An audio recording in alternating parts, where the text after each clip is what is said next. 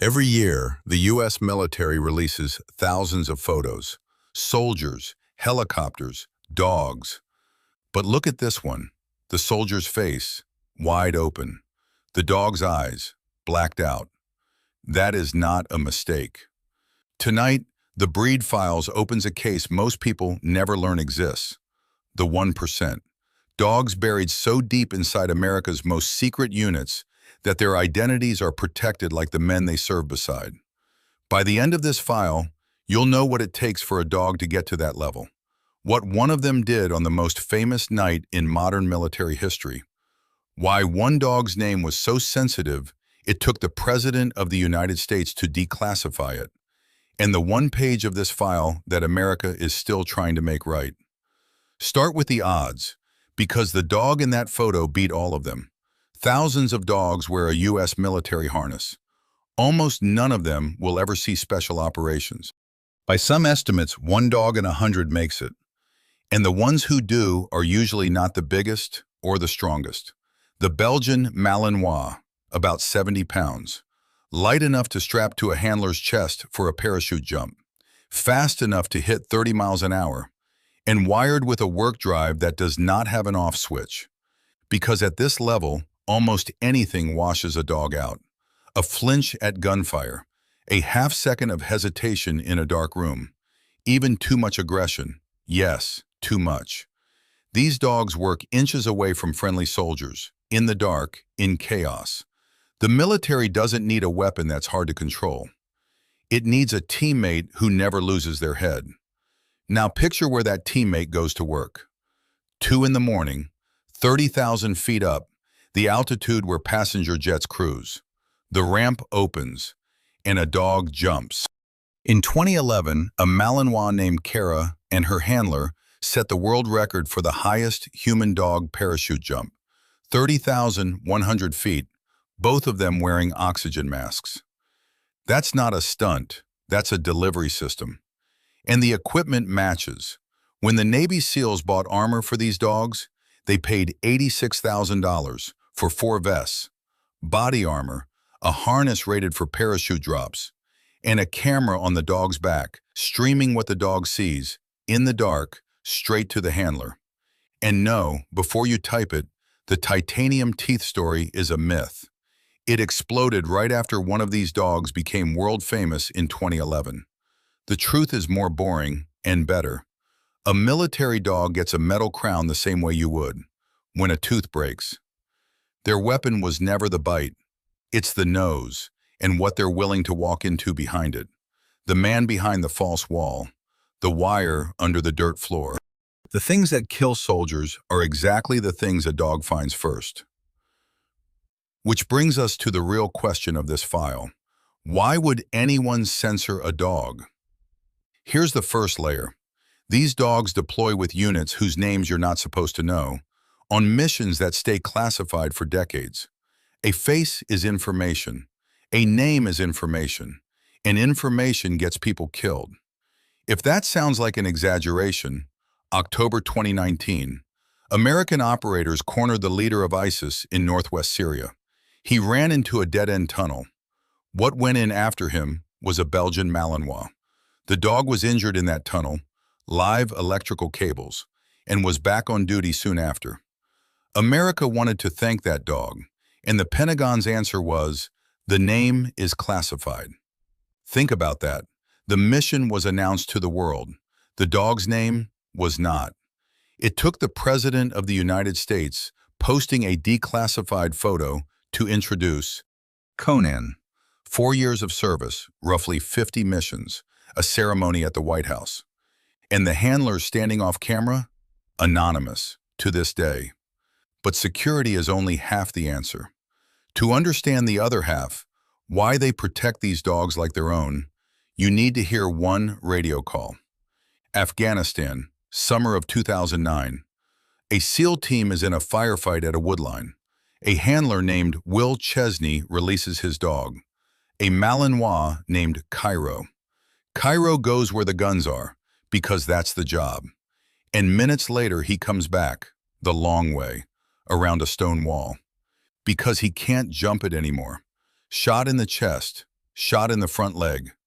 Now listen to what went out over the radio. Not equipment damaged, not asset down. F.W.I.A, friendly, wounded, in action. The exact words they would use for a Navy SEAL. The military's own language had already decided what these dogs are. A medevac helicopter came for him. Combat surgeons saved him, and Cairo went back to work. 2 years later, May 2011, that same dog was sitting in a helicopter, flying toward a compound in Abbottabad, Pakistan. You know how that night ended. Cairo's job was the perimeter, anyone hiding, anyone running. When it was over, the entire world demanded to know who did it. The operators' names were never officially released. Not one. One name was the dogs. The most famous raid in modern history has exactly one public name, and it belongs to a dog. And it didn't stop at a name. Days after the raid, the President of the United States traveled to Fort Campbell to thank the team and asked to meet the dog. Barack Obama requesting an audience with Cairo. Now hold that image, a president asking to meet a dog. Because it's time to open the last page of this file, the one the military would rather forget. It wasn't always like this. Vietnam, roughly 5,000 American war dogs served in that jungle. Scout dogs, sentry dogs, trackers. They walked point. They smelled ambushes before they happened. The military itself credited them with saving as many as 10,000 American lives. Handlers came home telling the same story. I'm alive because of my dog. Then the war ended, and America had to decide what its dogs were. The official answer came on paper. Surplus, military, equipment. And equipment doesn't get a seat on the plane home. Of those 5,000 dogs, only about 200 ever made it back. Thousands were euthanized. The rest were handed over or simply left behind. Their handlers begged. They wrote to Congress. They went to the press. The answer stayed no. The men came home. The dogs stayed as equipment.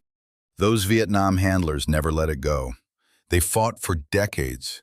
Reunions, petitions, memorials, until in the year 2000, Congress finally passed Robbie's Law, the right of a military dog to retire, to be adopted, to go home. Every dog in this file lived under that promise. It's why the working dog world keeps an old tradition. The dog holds a rank one step above the handler.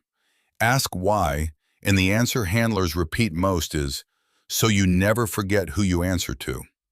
It's why Will Chesney spent a year fighting through paperwork to bring Cairo home.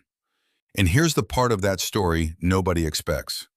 After the raid, a grenade blast left Chesney with a traumatic brain injury, chronic pain, depression. He tried every treatment the military had. By his own account, only one thing gave him hope, driving to the kennels to sit with an aging Malinois. Chesney says Cairo saved his life twice. Once in a firefight, and once, years later, just by being on the other end of the leash. Cairo died in 2015. Chesney still keeps the harness he wore on the Bin Laden raid, bloodstains and all. And Layka, the Malinois who took 4 point-blank rounds protecting her rangers, finished the fight anyway and lost a leg. The army said she was too aggressive to adopt. Her handler refused to hear it. She spent the rest of her 13 years on his couch. So now you can close the question this file opened with. Why does the military black out a dog's eyes? For the same reasons they blur the man standing next to him. Because that face has been to places that will stay classified for decades. Because at this level, a dog is not gear, not a tool, not a weapon with a heartbeat. He's one of them. And because this country already learned the hard way what it costs to write the word equipment next to a dog's name. The blur isn't hiding the dog. It's a promise. Never again. So the next time one of those photos crosses your feed, the soldier's face open, the dog's eyes blacked out, you'll know exactly what you're looking at. Not a censored dog, a protected one. This file is closed. Before you go, these dogs get medals, ceremonies, even presidents. But the one thing they actually understand is being remembered by their people. So tell us in the comments the name of the dog who guards your life. We read every single one.